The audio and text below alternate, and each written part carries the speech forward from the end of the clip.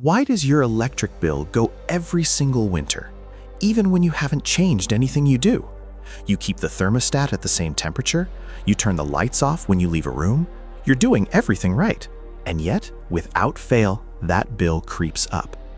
Most people blame the heating system, some blame the drafty windows, but almost nobody suspects the appliance sitting in your laundry room, running 3, 4, sometimes 5 times a week, quietly burning through more electricity than almost anything else in your home. I'm talking about your dryer. And today I'm going to show you exactly what it's doing to your energy bill, and a dead simple $0 fix that most people have never heard of. Here's a number that surprised me when I first looked it up. The average American household spends about $200 a year running their electric dryer. That's based on the U.S. Energy Information Administration's data, roughly 5 kilowatt hours per load, multiplied by the national average electricity rate of about 16 cents per kilowatt hour, multiplied by the number of loads the average family does in a year. We're talking somewhere between 300 and 400 cycles annually.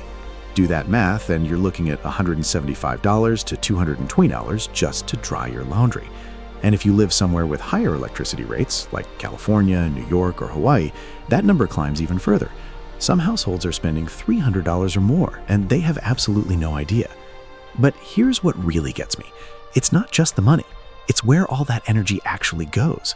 Because when your dryer is running, it's using those 5,000 watts to do two things. It's tumbling your clothes and heating the air around them to pull out moisture. Simple enough. But once that hot, humid air has done its job, your dryer has to push it somewhere. And where does it go?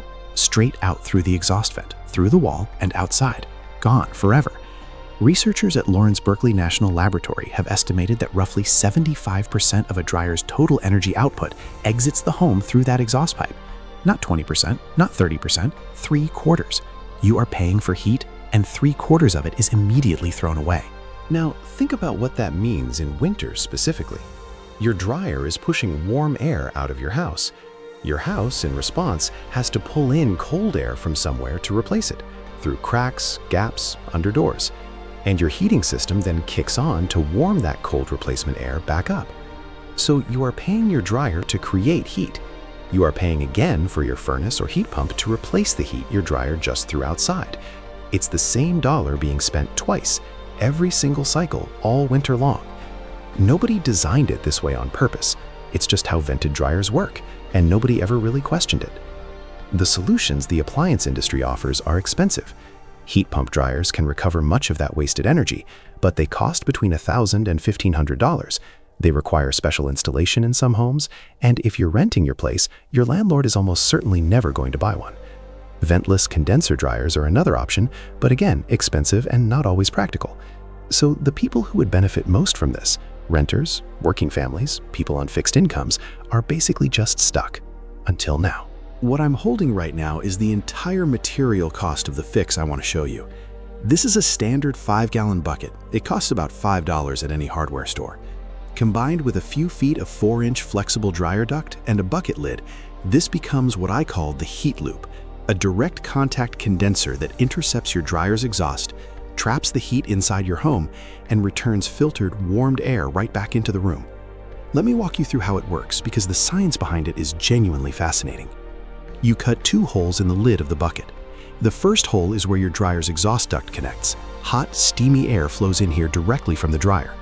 The second hole is on the opposite side of the lid, and this is where the processed air returns back into your laundry room. Then you fill the bucket with water, enough so that the end of the exhaust pipe is submerged about 2 to 3 inches below the surface. That's it. That's the whole device. When your dryer runs, that hot exhaust air gets forced down into the water, and here's where 2 separate types of heat recovery happen at the same time. The first is called sensible heat recovery. That's the heat you can feel and measure, the actual temperature of the air. When that 130-degree exhaust air hits the cooler water, the water absorbs that thermal energy directly. Your bucket of water gets noticeably warm within the first few minutes of a drying cycle. But the second type of heat recovery is the one most people don't know about, and it's actually the bigger deal. It's called latent heat. When water evaporates inside your dryer and becomes steam, it doesn't just carry warmth, it carries a massive amount of stored energy in the form of that phase change itself. Scientists call it the enthalpy of vaporization, and for water, it works out to about 970 BTUs per pound.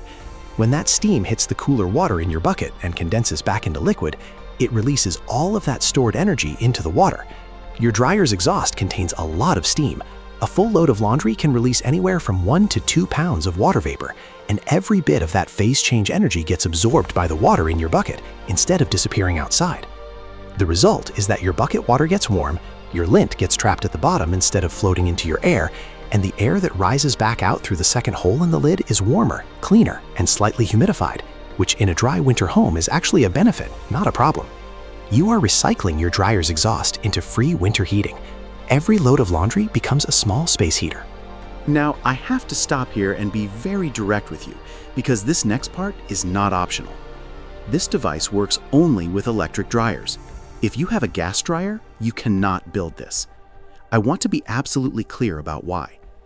Gas dryers burn natural gas to produce heat, and that combustion process produces carbon monoxide as a byproduct. Carbon monoxide is colorless. It has no smell. You cannot detect it without a monitor. And at high enough concentrations, it kills people, often while they're asleep, because the symptoms feel like tiredness before they feel like anything else.